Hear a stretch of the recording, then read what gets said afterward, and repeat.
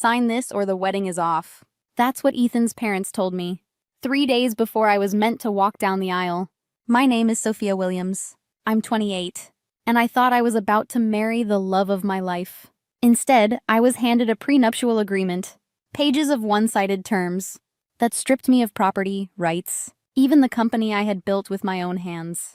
They believed I was powerless, just a teacher's daughter reaching too high. But behind my quiet facade was 9 million, a thriving tech business, and the determination to never kneel. They gave me an ultimatum. What I gave back was something they'd never forget. I wasn't born with emerald rings or private tutors. I was raised in a brick house on Chicago's west side. Both my parents taught high school. They gave everything to their students and stretched every dollar at home. Vacations meant road trips. Back-to-school clothes meant clearance racks. Still, we were rich in values: education, integrity, grit. I learned to outwork everyone.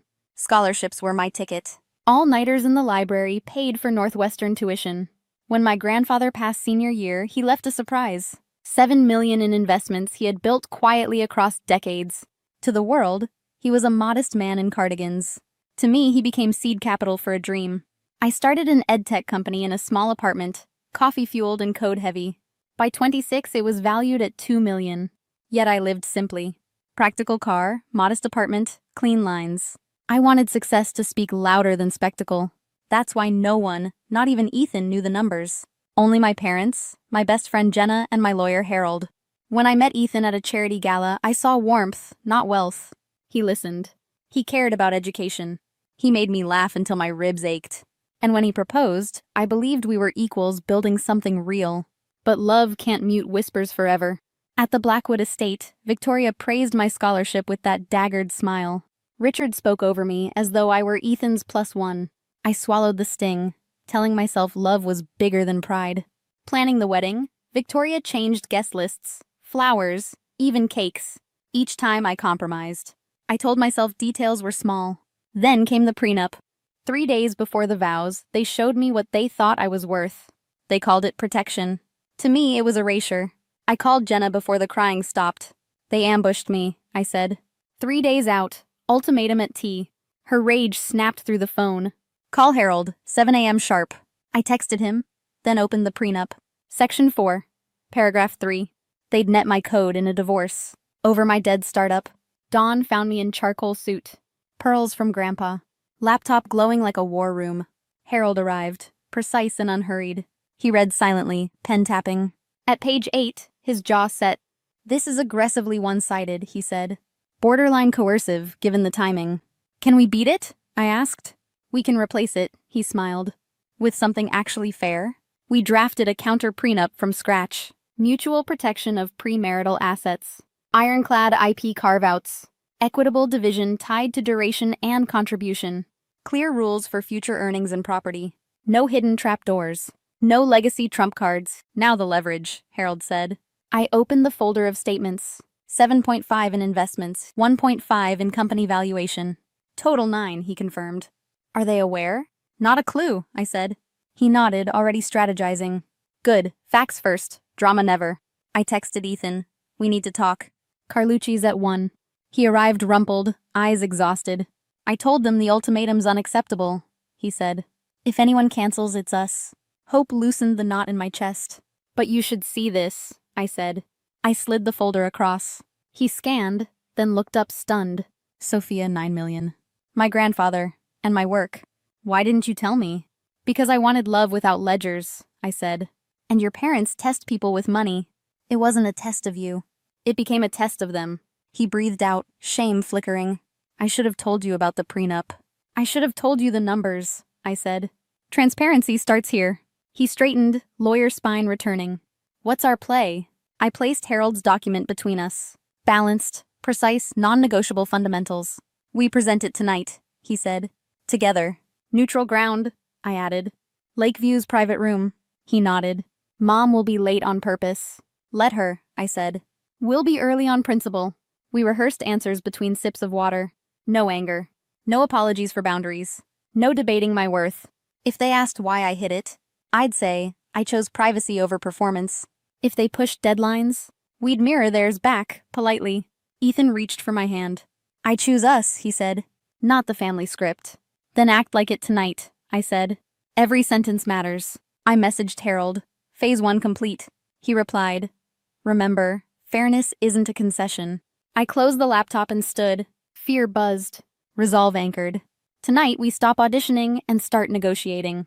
Lakeview's private room gleamed like a courtroom. Mahogany table. Crystal light. 4-place settings. Distance measured in inches. We arrived early, calm by design.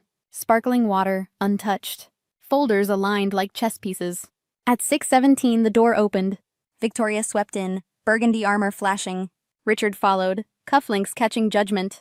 Darling, she air-kissed Ethan, ignoring me. What a charming venue for a signature. Please sit, I said evenly. We have things to discuss. They sat opposite, poised. Ethan went first, voice steady. Your document is unacceptable in approach and terms. Richard's brows rose.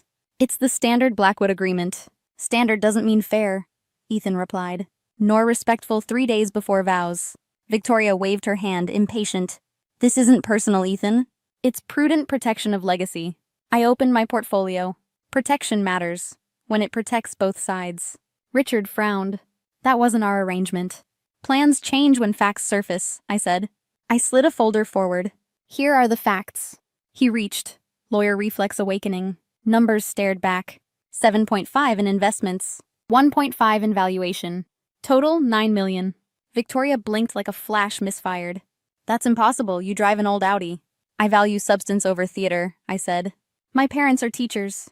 My grandfather invested quietly. I built the rest. Silence clanged. Richard recalibrated almost audibly. These appear legitimate, he admitted. Why conceal this? Would you have treated me differently? The answer flushed Victoria's cheeks. Ethan steadied the moment. We're presenting an alternative, he said. Balanced protection for both families. I placed the counter prenup down. Premarital assets remain separate. Ironclad IP protections. Equitable division tied to contribution and time. No trapdoors. No legacy trump cards. Richard skimmed, eyes narrowing. Some terms are unusual. Fair, Ethan countered. Unlike your version. Victoria bristled. You sprang this on us publicly. You sprang yours on me privately, I said. 3 days out. With an ultimatum. Richard lifted a palm. We'll need attorney review. Tomorrow, 3 p.m., I said. The wedding is in 2 days. That's hardly sufficient, Victoria hissed. It matched your deadline, I replied. Richard's mouth twitched. Understood, he said. Any changes must preserve balance. Non-negotiable fundamentals, Ethan confirmed. Coercion ends now. Victoria studied me, brittle but honest. I misjudged you, she said. Then we can all improve, I answered. Richard extended a hand. You're formidable. Equal partner, I said. We left before they regrouped. The lake held silver breath. Ethan exhaled. You were magnificent. We were aligned, I said. That's the point. They came for compliance. I delivered capital, counsel, and terms. At 6:12 p.m. sharp, Ethan and I walked into the private dining room at Lakeview Restaurant. The mahogany table gleamed under the chandelier. 4-place settings, ready for a war disguised as dinner. Richard and Victoria swept in late. As expected, all diamonds and disdain. Richard didn't bother with pleasantries. Sophia, 9 a.m. came and went. I trust you've reached a sensible decision. I slid a leather folder across the table. We reviewed your prenup. It was unacceptable. Here's our counter. Victoria laughed softly, the sound sharp as glass. Counter? My dear, you misunderstand. You were to sign, not negotiate. Plans change, I said evenly, especially when new information comes to light. I opened the folder, revealing the balanced agreement. Harold and I had drafted along with my financial portfolio. My assets total about $9 million, 7.5 in investments, 1.5 in my company. The color drained from Victoria's face. Richard snatched up the documents, scanning them, with growing disbelief. This is legitimate? Completely, I replied. And this agreement protects us both fairly. Your version was coercion. This one is equality, Ethan added firmly. This is non-negotiable. If we marry, it's as equals. The silence that followed was thick enough to cut. The only sound was the faint clink of crystal. From the next room, laughter from diners, who had no idea a battlefield lay behind this door. Victoria finally found her voice. Why hide this? Why pretend to be less? Because I wanted to be loved for who I am, I answered, not for what's in my bank account. Richard's lawyer's mask slipped into place. We'll need our attorneys to review. You have until tomorrow, I said. The wedding is in 2 days. This ends before then. Victoria's eyes narrowed. She wasn't used to deadlines imposed by anyone but herself, yet the papers on the table told a story she couldn't ignore. Richard gave a curt nod. We'll review by 3 p.m. tomorrow. No tricks. No reverting to one-sided terms. Ethan reached for my hand. This is the marriage we want. Partnership, not control. For the first time, Victoria didn't look at me with contempt, but with something closer to respect, tinged perhaps with fear. In that room, their power shifted. I had walked into their arena, but I was the one holding the ground now. 2 days later, I stood in my dress, veil pinned, heart steady. The new prenup had been signed. Balanced, fair, protective of us both. Not a weapon, but a shield. As I walked down the aisle, Ethan's eyes found mine, filled with pride. Not pride in conquering me, but pride in standing beside me as an equal. The ceremony felt different now. Not a surrender to his family's legacy, but the creation of our own. Every vow spoken carried the weight of the battles fought in those days before. At the reception, whispers swirled. The Blackwood's smug certainty was gone. Richard introduced me as Sophia Williams, entrepreneur and partner. Even Victoria's gaze had softened, the edges dulled by reality. Later, in a quiet corner, Ethan whispered, "We did it." And for the first time in days, I believed him completely. Because this wasn't just about money. It was about refusing to be underestimated. It was about drawing a line between love and control, between compromise and surrender. Sometimes the bravest thing you can do is simply stand your ground. Sometimes the strongest way to love is to demand respect first. That week taught me that power isn't in the family name or the millions in the bank. It's in knowing your worth and never letting anyone diminish it. So if you've ever been told to sign away your dignity, to accept less than you deserve, remember this: respect is the only inheritance worth fighting for. Have you ever had to prove your worth to people who underestimated you? Share your story in the comments. If you've been through this, you are not alone. The call came just before noon on a Tuesday. I was halfway through entering client invoices, my coffee already lukewarm, when the phone buzzed. Unknown number. I almost let it go to voicemail, but something in the area code caught me local, just 5 digits off my father's old cell. "Is this Helen Whitaker?" the man asked, his voice weathered but polite. "Yes." "Who's calling? My name's Louis Mendel. I run Mendel Antiques just off Hamilton. Sorry to bother you, but I think something came into my shop that belongs to you." I paused, unsure. "What kind of something?" "It's a woodworking chest, handcrafted. Oak dovetail joints, old brass hinges. There's an engraving inside one of the compartments, your name." Helen. Full name, actually, and a date. My mouth went dry. "Did someone bring it in?" "It was part of an estate lot I bought at auction this past weekend. From a house on Maple. You connected to the Connors family." I hung up my badge lanyard around my desk lamp and was out of the office in 5 minutes. The drive across town was mostly muscle memory, but my hands stayed tight on the wheel the whole way. My father, Ray Whitaker, had been a contractor for 40 years, quiet, methodical. He built that chest in our garage when I was 10. I remembered watching him measure every corner 3 times before sanding each edge until his fingerprints blurred into the grain. It wasn't just a toolbox. It was his legacy. When he passed 3 years ago now, lung cancer, after years of insulation dust, I kept that chest tucked behind the garage furnace at the house. Safe. Untouched. He'd told me once the night before his last hospital stay, "It's yours now. I only ever meant it for you." After his funeral, my mother Barbara had remarried fast, 6 months. Gerald Connors. Then came his son Chase. Big ideas, no roots. The kind of man who believed the world owed him a stage and a spotlight. I parked in front of Mendel Antiques and stepped inside the bell above the door, chiming sharp in the silence. Louis Mendel looked like a man who'd spent his life among things older than himself. Wire glasses, corduroy jacket, kind eyes behind a layer of cautious detachment. He pointed to the back counter. "It's over there." I crossed the room, and there it was. Ray's chest. The wood had darkened slightly, and the latch had been oiled since I last saw it, but I'd know that handle anywhere. I opened the hidden compartment under the chisel tray, Louis said, lowering his voice. Saw the name. didn't feel right keeping it on the floor. He showed me a thin wooden strip no wider than a ruler stored behind a false panel. On it, etched faintly in my father's handwriting, for Helen 314 Red Hills Storage, Unit 12B. I'm guessing he meant for you to find that Louis added his voice gentler now. I nodded, barely breathing. They'd sold the chest. I hadn't even noticed it gone. And yet, somehow, my father had made sure it would come back to me. The chest was gone. But something inside it left for only me was still calling. I found them in the kitchen just after 7. The overhead light buzzed faintly, casting everything in that soft yellow that made everything feel older than it was. Barbara sat at the table, elbows tucked neatly, stirring a spoon through her tea, even though I could tell it had gone cold. Gerald, my stepfather, stood behind her, arms folded like he was a judge waiting to deliver sentence. Chase had his laptop open, earbuds dangling, pitching something about brand identity and vertical integration. They looked up when I walked in. I was holding the chest, my father's chest, though now I had to call it something else. Something borrowed. Something stolen. Barbara's voice was the first to break the surface.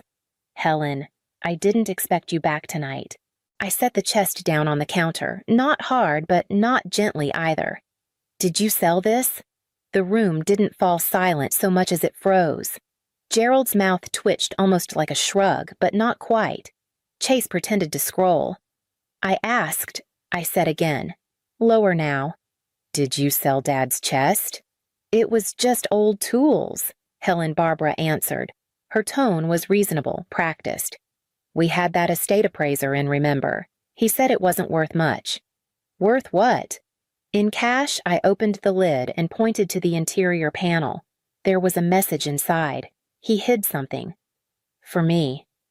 You didn't even look, did you? Gerald raised a hand like I was getting too emotional. Let's not turn this into some kind of drama. We needed some quick liquidity for Chase's project. This seemed like a harmless way to get it. Harmless, I echoed. Selling something that wasn't yours. That Dad specifically gave to me. He gave it to the family, Barbara countered. He left the house, the garage, all of it under my name. You know that. I stared at her. The kitchen table behind her still had the scratch my father made one Thanksgiving when he was carving the turkey too close to the edge. I'd traced it with a crayon as a kid. It had never been fixed. I thought we were a team, Barbara added. Families support each other. I pay rent here. But under market. By $62, I replied flatly. Chase finally chimed in, still half looking at his screen. Look, I didn't know the chest was sentimental. I just needed startup capital. The app's actually doing well. We just got a UI UX designer from Denver. She worked on a wellness brand, very minimalist. Minimalist, I said.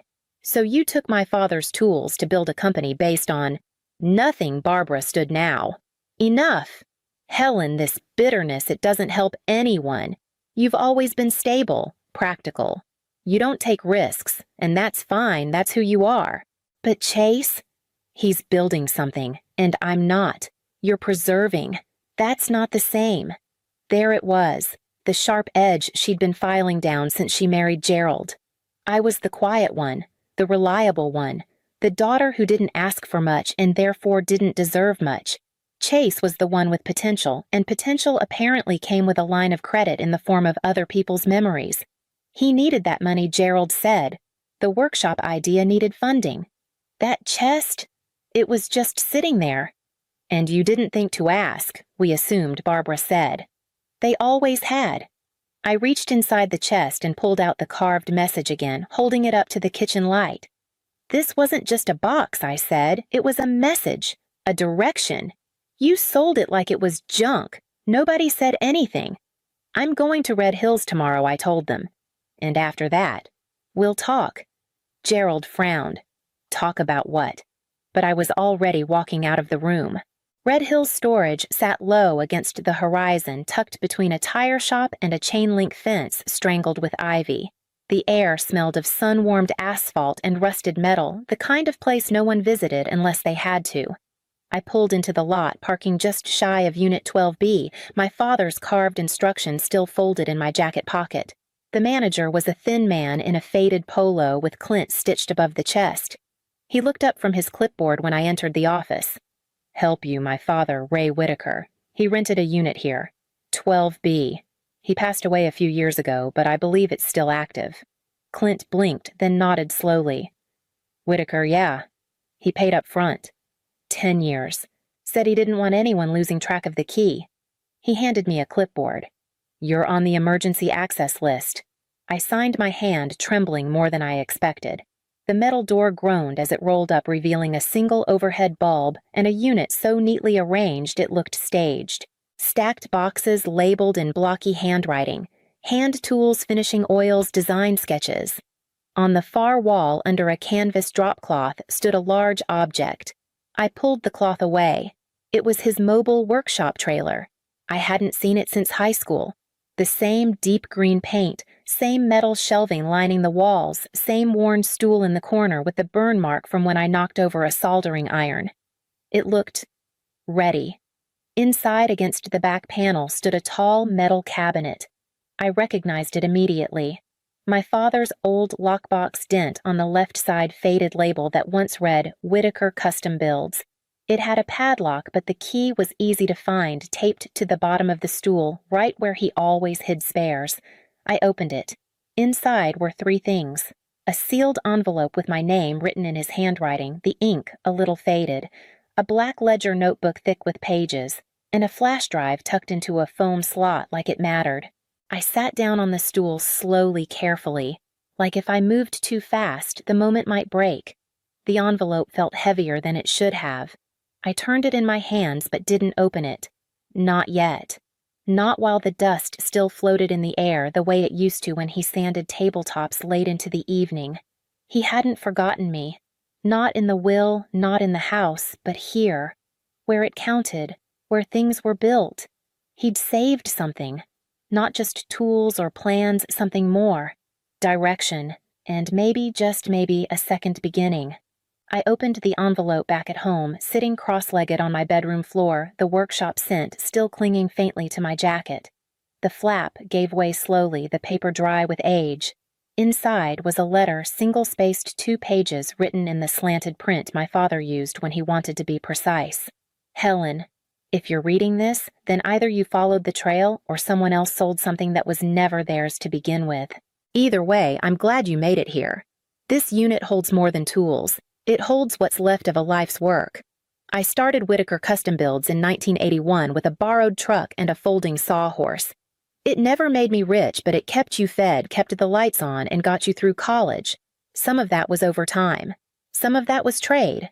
Some of it was debt still unpaid. The Black Ledger has all the client records materials and the unpaid invoices I never chased down. Not because I forgot, but because I figured time would collect what I couldn't. The flash drive holds my last 10 designs. Furniture cabinetry and a modular bench I think you'll appreciate. All clean, all original. Yours if you want them. The trailer's in your name. Title's in the folder taped under the middle drawer. I didn't leave you the house. I couldn't. But I left you this so you'd always have the tools to build something of your own. You don't have to forgive them. But don't waste time being angry. You're better than that. You always were. Dad. I read it twice before folding it back into the envelope. Then I opened the ledger. His handwriting was smaller now, tighter near the end. But everything was documented: dates, clients, material costs. And there it was, an entry circled in red ink. Renner Brothers contracting $8, $450 unpaid. 2019 Danvers Millworks, $3,200 outstanding. 2018 Macklin Apartments cabinet build, $5,100 unpaid, no response, more than $28,000 left dangling in the wind. And below that, a note in pencil. If Helen finds this, tell her she has every right to collect. The flash drive held folders by year. 2018 to 2020. Each contained detailed PDFs, blueprints, cut sheets, finished specs. There was even a folder marked for H. It opened to reveal a curved bookshelf shaped like a wave. I remembered it. He started building it for my dorm room junior year, but never finished. I closed the laptop gently. There was no anger in me, not yet. Just a quiet sense that I'd been given something solid. Something my mother and Gerald couldn't touch, not because they hadn't tried, but because they never looked deep enough. The next morning, I called an old client of mine, someone I trusted, Marcia Talbot. She'd retired last spring from Talbot and Harris Legal, but she'd once mentioned a former colleague who specialized in estate asset recovery. By noon, I was sitting across from Carolyn Ung, a sharp-eyed woman in a slate blazer with a quiet smile and a sharper pen. She flipped through the ledger, then tapped one page with her nail. "Your father was meticulous," she said. "If even half these accounts are active businesses, I can build a case." "Would they still have to pay?" I asked. "If the work was completed, yes. Death doesn't erase debt, it just hides it. But this," she tapped the note, "this makes it clear. He intended you to act on it." I handed her a retainer check from my savings. Not huge, but enough to start. Before I left, she looked up once more. "Ms. Whitaker, this isn't a salvage job. This is a small business resurrection. And I think your father wanted you to finish what he started." I nodded, throat tight. It wasn't just sawdust and sketches. It was structure. And this time, I would be the one doing the building. The notice came 2 weeks later, an online press release announcing that Chase Connor's startup Art Vibe Studio had ceased operations to restructure Vision Pathways. Translated, the money was gone, the product unfinished, and whatever vision there had been had blurred the moment funding ran dry. I'd already known. The silence in the kitchen had shifted. The usual boasts had vanished, replaced by quiet dinners, shorter conversations, fewer slammed cabinet doors. I was in the garage when Gerald came looking for me. I'd reopened the trailer and was sorting through my father's tools, fitting new handles where the old ones had cracked. He didn't knock, just stood at the entrance, hands in his pockets, like he wasn't sure whether to apologize or ask for something. "We heard about the lawyer," he said. I didn't look up. "Then you know what's coming." "It was a misunderstanding." "No," I said. "It was a choice. You chose to take what didn't belong to you, and now I'm choosing to take it back." Barbara appeared a minute later, arms crossed, lips pressed thin. "That chest wasn't even listed in the will," she said. "It was in my garage, and still it wasn't yours to sell." She moved closer. "After everything we've given you." "You mean rent groceries? I paid for silence you mistook for permission." Chase followed behind her, less certain than usual. He looked smaller without his pitches and promises. "Look, he started, I didn't know there was money in the chest. I wouldn't have you already did." I stood wiping my hands on a cloth. "That's what matters." Gerald stepped forward. "So what your pressing charges?" "No," I said. "I'm filing for restitution. Carolyn's handling it. You'll receive a formal letter by Monday." Barbara's voice cracked, then more anger than fear. "This is what your father would be ashamed of." I met her eyes. No. He'd be ashamed that it took me this long. No one followed me when I walked back into the house. No one stopped me when I closed the door to the garage. The divide wasn't about tools or ledgers. It was about who believed in building and who only knew how to take. The trailer fit snugly in the gravel lot behind the farmer's market on Maple, between an old van selling honey and a man who sharpened knives on weekends. The sun rose behind it that first Saturday, pale, quiet, like it too was waiting to see if I'd really go through with it. I set up slow, opened the back doors wide, laid out a folding table, stacked it with cutting boards, wooden trivets, and a bench I'd refinished from one of my father's half-completed sketches. A hand-painted sign hung from the trailer door, "Ray's Level Line Custom Woodworks." A few early passers-by stopped out of curiosity. One man ran his fingers over the grain of a maple serving tray. "Feels like something my grandfather used to make," he said, and didn't ask the price. Just nodded and handed me cash. By noon, the little lot smelled of cedar and sawdust. My hands were stiff, but steady. I recognized the feeling. It wasn't success, not yet, but it was motion. I kept the receipts in a tin box. I wrote every order down by hand. It felt better that way, like I was part of something older than online forms and QR codes. The local paper ran a small feature the next week. Someone had taken a photo of me standing beside the trailer holding a mallet, the back of my father's logo visible in the frame. The caption read, "Daughter restores father's workshop and his legacy. Carolyn called me the following Monday. 3 settlements confirmed," she said. "Danvers, Renner, and McCline. Total $28,000 and change. Already your father kept better records than most banks," she said, and I could hear the smile in her voice. I took the check to the credit union that afternoon. The teller recognized the logo on my envelope and asked if I was Ray's daughter. I told her yes. She nodded gently, like that explained everything. I didn't reply, just smiled and handed her the deposit slip. That night, I oiled the bench again and set it by the trailer door. I didn't put a price on it. Some things weren't meant to be sold. This wasn't a comeback. It was a continuation. I stayed late that Friday, long after the market stalls had packed up and the streetlights blinked on. The trailer hummed with a low warmth from the space heater, and my hands smelled faintly of lemon oil and old walnut. I opened the engraving machine for the first time since I brought it home. It was heavier than I remembered. Inside the lid, etched faintly into the metal lining almost hidden by the light scuff of years, were words I hadn't seen before. Time isn't money, Helen. It's proof we tried. That's what lasts. My father had left messages in wood and metal and silence. Always few words, always enough. I pulled a small cedar plank from the bin. It was smooth and dry ready. I loaded the bit into the engraver and set it gently against the grain. My hands didn't shake. Helen Whitaker, owner. Built, not borrowed. It wasn't just a name. It was a correction. Later that week, a cousin forwarded me a message from Barbara. Chase was having a birthday dinner. They were keeping it small, but I was welcome if I wanted to let things go. I didn't reply.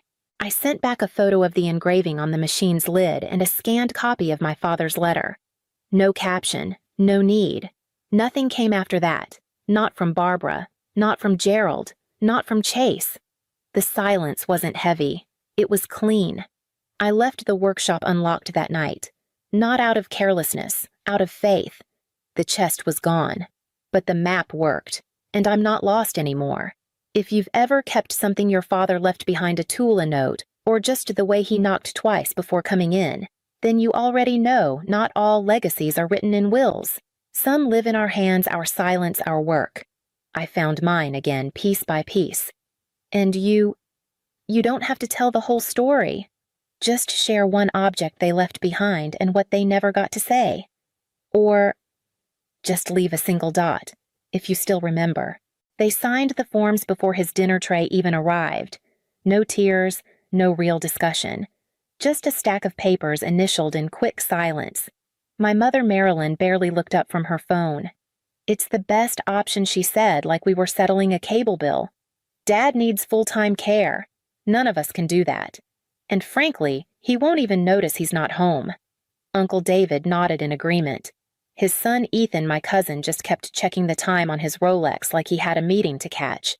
None of them had asked Grandpa if he wanted this. They'd already decided. I was 17, still in my school uniform, sitting 2 chairs away with a bag of leftover fries going cold on my lap. No one had asked me either. Walter Whitman.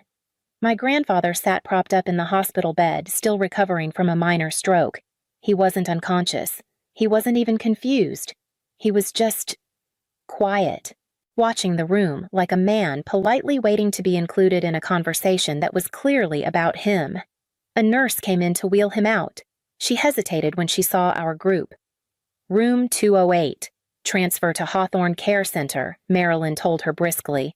He's all set. The nurse looked at me instead. You family? I nodded, though I suddenly didn't feel like I belonged to the same version of it. I stood up and followed as they wheeled Grandpa down the hall. His hands were folded neatly across his lap. No one else came. No hugs, no words. Just the sound of Marilyn's heels walking the opposite direction, fast and final. When we reached the nursing home intake room, I tried to fix the pillow behind his neck. He looked up at me, not sad, not angry, just tired. I guess this is home now, he said. I tried to smile, but I didn't say anything. Back in the parking lot, I caught up with my mother before she pulled away. He's scared, I said. He's not ready for this. Marilyn slipped on her sunglasses. None of us are ready for anything lately. Life moves forward. And I won't let an old man take the rest of it with him. Then she put the car in reverse and drove off. That night, I stayed past visiting hours. I helped Grandpa unpack his single suitcase. A few shirts, 1 worn leather belt, 2 books, a framed picture of my grandma. The nurse gave me a look that said I should leave. But when I reached the door, I heard him whisper, "Thank you for staying." So I stayed. I didn't know what that would mean yet. I didn't know that the room number would become a second address, or that I'd spend more nights here than in my own bed. I didn't know that every visit would cost me something time money, the already fragile threads between me and the rest of my family. I just knew he was still here. And they had walked away. The nursing home smelled like bleach and pudding, some days stronger one than the other. I started coming every afternoon after school. I'd take the number 6 bus straight from the high school to Hawthorne Care Center, my backpack still digging into one shoulder, my shoes squeaking on the linoleum floors. I never told anyone I was going, not friends, not teachers. I wasn't sure they'd understand why I needed to. Grandpa Walter always looked surprised to see me, not because he forgot, but because no one else ever came. At first, I just sat with him during dinner. They gave him soft meals, the kind you didn't need to chew much.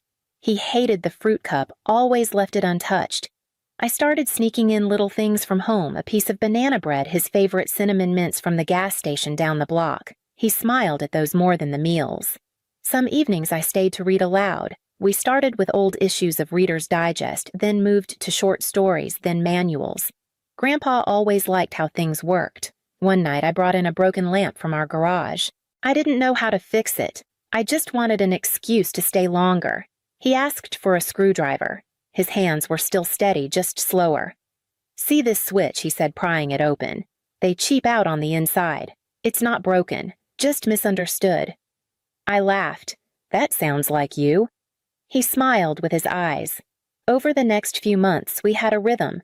I'd do homework at the end of his bed while he napped.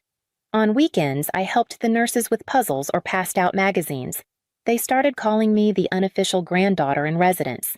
When spring came, I cashed out the last of my college savings and bought him a better wheelchair. The old one had this rattle that made him sound worse than he was. I remember wheeling him out into the courtyard the first warm day of April. His eyes squinted in the sun, but he didn't complain. "You know," he said, "they all keep saying I'm fading. But you treat me like I'm still here. Because you are," I said. That afternoon, I stayed past closing time again. The nurse didn't even ask me to leave. I started volunteering in the maintenance closet, helping change light bulbs, rewiring cords. I liked the quiet of it, the click of tools, the smell of dust and metal. Walter showed me how to strip wires and test circuits using his old multimeter. He made me wear goggles even though it was overkill. That was his way of saying he cared. One night I asked him why he taught me so much. I wasn't even sure I was good at it. He said, "Because fixing things is how I survived, and you're the only one who ever asked." That stuck. The family never visited. Not once. Not even on his birthday. But I came. I stayed. And slowly, I started to feel like I wasn't just visiting anymore. I was coming home. It didn't happen all at once. The break came quiet like a phone that just stops ringing. The first thing I noticed was the bank account. The one my mom had opened in my name when I was 12. We used to put my birthday checks in there. Then it became where I saved my part-time earnings until the card stopped working one Tuesday after school.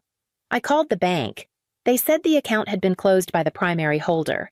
My name was on the card. Hers was on the power. I didn't argue. Then the phone plan went. I tried to text a friend and the message bounced. When I called the carrier, they said I'd been removed from the family plan. No warning, no explanation. Just gone. A week later, I got a voicemail from Marilyn. Short, unapologetic. "You've made your choice, Caroline. You don't get to have both." That was the last message I ever got from my mother. I sat on the bus that night and stared out the window so hard my eyes hurt. I didn't cry on the ride, but I cried when I got to the nursing home and saw Grandpa trying to fix the broken zipper on his sweater with a paperclip. He looked up. "What's wrong?" "Nothing," I said. "Just tired." He nodded. He never pressed. But he saw. He always saw. We didn't talk about the account, or the phone, or the fact that I'd been removed like a name off a grocery list. We talked about wiring and voltage and the way old microwaves hummed when they were about to fail. I started working nights cleaning floors at a medical supply building. During the day, I helped the maintenance guy at Hawthorne. I learned how to reset thermostats, solder broken lamps, patch extension cords with electrical tape. People started noticing. One of the nurses asked if I could fix her toaster. I did. Then the activities director brought in a VCR from her garage. Then came a neighbor with a lamp that wouldn't turn on an old veteran with a loose ceiling fan chain. Word spread Caroline can fix things. Caroline and her grandpa, they care. It wasn't much, but it made the days feel less heavy. At night, Grandpa would sit in his recliner with a notebook open on his lap, scribbling diagrams and notes. I didn't know until later that he was writing a kind of journal not just for himself, but for me.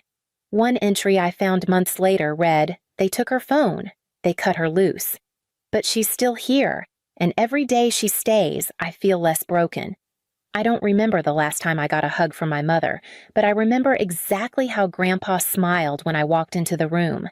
Not surprised, not relieved, just whole. We were no longer part of their family, but we had built one of our own. It started with a bruise. One of the ladies on Grandpa's floor, Mrs. Ellis, fell in the bathroom and didn't press her call button.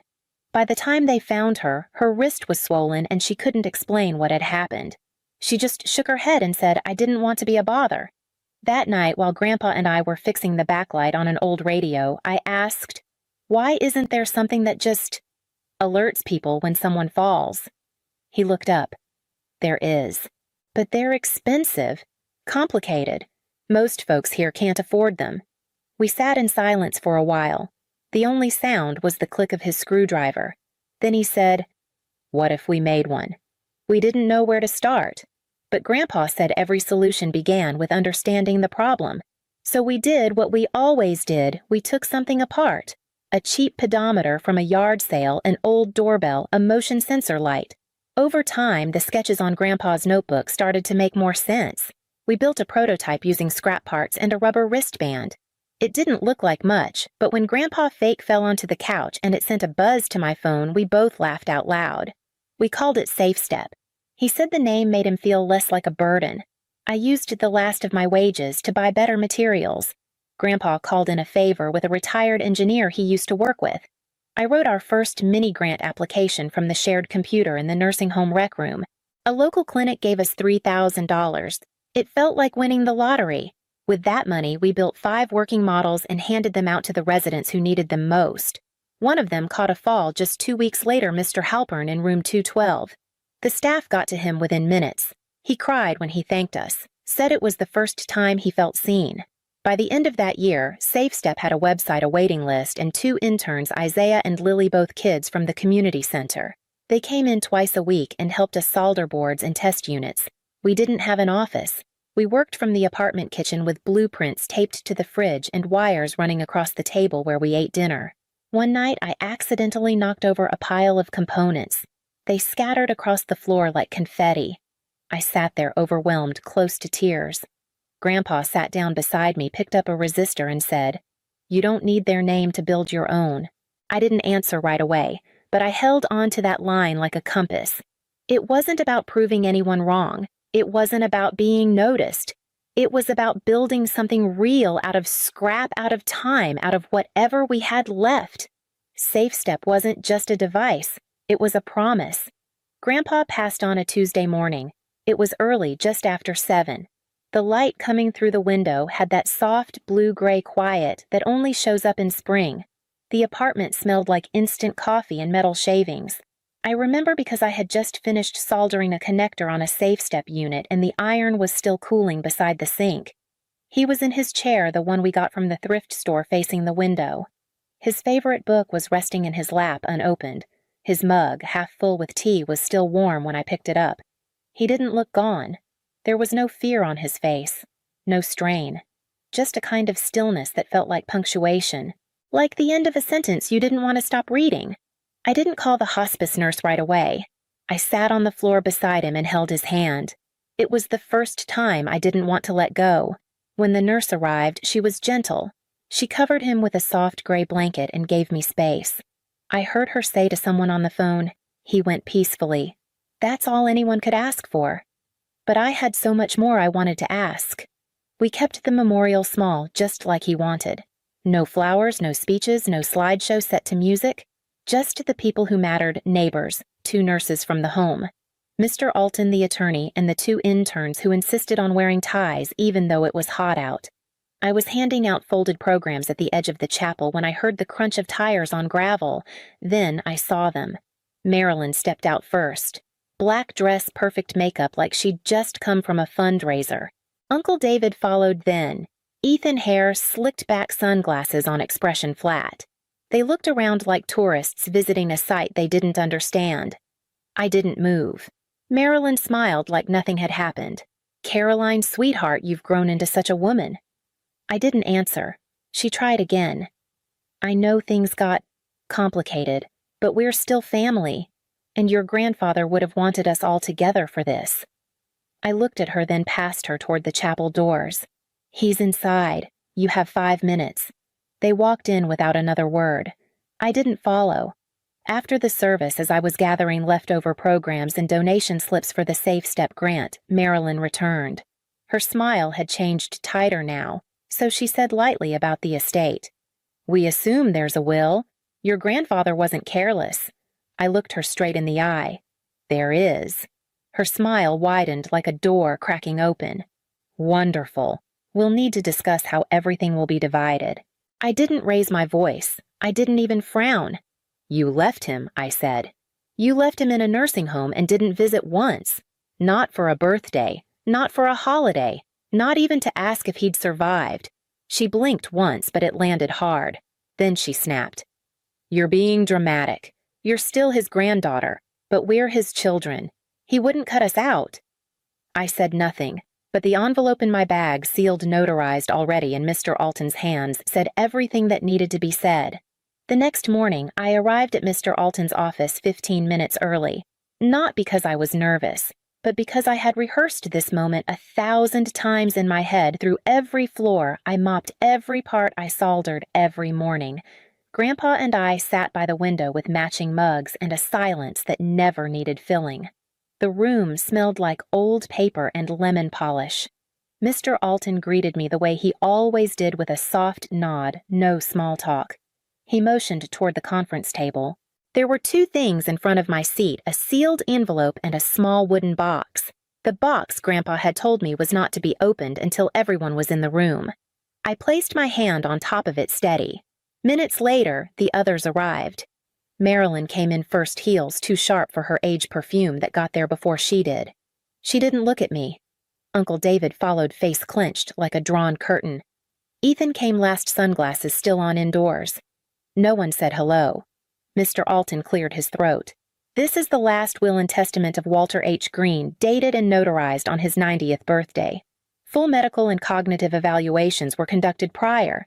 His wishes are binding and final." He turned to me. "Caroline, please open the box." I lifted the lid slowly. Inside was Grandpa's pocket watch, the one he wound each morning at 7, even after his hands started to shake. Underneath it, a flash drive and a folded note. I passed the drive to Mr. Alton. He plugged it in. A moment later, Grandpa's face filled the screen, tired but clear-eyed, that soft stubbornness still visible in the corners of his mouth. "If you're watching this, I've moved on," he said. "And if the people I think are in this room are actually here—" Well, I'm not surprised. No one moved. Marilyn shifted slightly. Ethan tapped his finger once on the table, then stopped. "I, Walter Green, leave the entirety of my estate, personal accounts, Safe Step shares, intellectual property, and all real assets to my granddaughter, Caroline Green. Everything." The room dropped 10 degrees. Uncle David's mouth opened, but nothing came out. Marilyn leaned forward, voice tight. "This isn't legal. She was with him every day. Who knows what she said to him?" Mr. Alton didn't flinch. Mr. Green completed a full cognitive review. "Sound mind, no coercion." Ethan stood. "She's a janitor. She lived off him." And then, as if he'd timed it perfectly, Grandpa's voice came through the speaker again. "To anyone saying she took from me, I say she gave me 7 more years. She gave me mornings and meaning. You gave me absence." Marilyn paled. Ethan sat back down. No one spoke again. Mr. Alton folded the will with quiet precision. No alternate beneficiaries. A no contest clause is included. Any legal challenge will void your standing entirely. Walter Green's wishes are clear. I looked across the table at the three of them. For the first time, they looked smaller than I remembered. They didn't leave quietly. The moment the glass doors of the law office clicked shut behind us, Marilyn spun toward me like a woman rehearsing rage in a mirror. "You think this makes you better than us," she hissed. "You manipulated an old man on his deathbed." I stared at her. Calm, not cold, just steady. This was the same woman who once stood in a hospital hallway and told me not to come asking for anything later. I remembered how she never called, never wrote, never asked if he had made it past that week. "You left him," I said. "Both of us. And for 7 years, you never looked back." Uncle David stepped forward. His voice was flat but louder than it needed to be. "We're his children, Caroline. That blood matters." I looked at him, really looked. "What did that title mean to you?" Because it meant showing up, not just showing up for a will. He clenched his jaw. Ethan muttered something under his breath and pulled out his phone like he was texting an attorney. "We'll challenge this," he snapped. "Go public. Tell the press you twisted a dying man's mind." I let the silence linger. Then I spoke measured low. "Go ahead. I'll release the full cognitive evals. Grandpa's journals, the letters, even the video of him wiring a circuit board 2 weeks before he passed. Let the world see who you were when he needed you." That silenced them. But I wasn't finished. I reached into my tote bag and pulled out the last envelope. It was worn at the corners. Grandpa had asked me to hand it to her if she came. "This isn't legal," I said. "It's personal." Marilyn took it with trembling fingers. She opened it slowly like something inside her already knew. 3 words. Grandpa's handwriting. Steady, unmistakable. "You walked away." She didn't say anything. Just crushed the note in her palm like it might disappear if she held it tight enough. But shame doesn't dissolve under pressure. I turned to leave but paused. "You lost the inheritance," I said. "But worse than that, you lost him. And the truth is, you lost him long before he died." They watched me walk out into the late morning sun. And for the first time in my life, I didn't shrink beneath their gaze. I didn't need permission, or blood, or apologies that never came. I had something else entirely, a name, a life, and a choice I had made 7 years ago to stay. The house felt quieter than ever, but not lonely. I kept his chair by the window, the kettle he always overfilled, and the pocket watch still ticking, still wound at 7:00 a.m., just like he taught me. But grief didn't hollow me the way I thought it might. It shaped something new, and with it, I built. I used a portion of the inheritance to launch the Green Foundation. It carried his name, yes, but more than that, it carried his purpose. A place for teens who'd been discarded, for elders who'd been forgotten. A place where being needed wasn't a burden, but a beginning. We started in a rented room at the community center. 3 laptops, 2 folding tables, 1 broken heater that clicked louder than our keyboard strokes. But when our first student wired her own fall detector and it actually worked, she laughed like she hadn't laughed in months. That was Grandpa living on. 1 year later, we moved into a permanent workshop. 5 years after that, one of our scholarship students became a lead developer at SafeStep. When she invited me to her graduation, she whispered I never had a family. But this place made me feel like I mattered. I gave her Grandpa's favorite wrench, the one with the initials scratched into the handle, the one he always said fixed more than circuits. "You do matter," I told her. "Don't let anyone make you forget that." I still live in the same house. The company is bigger now. My days are full meetings, workshops, grants, blueprints. But the purpose, still simple. No lavish lifestyle, no front-page feature. Just systems that protect the vulnerable. Tools that remind people they aren't broken just because someone once walked away. Every evening, I sit in Grandpa's chair and sip tea by the window. Not to mourn, but to remember the moment it all changed. The hallway, the silence, the girl with a choice, and the man who gave her 7 more years and a reason to build. Some mornings still ache. Not in grief, but in quiet. in remembering the way his voice used to fill the room without needing to be loud. The house is smaller now, or maybe it's just that his absence echoes louder than walls allow. I keep the same kettle he loved, the same chair by the window, and the same watch always wound at 7:00 a.m.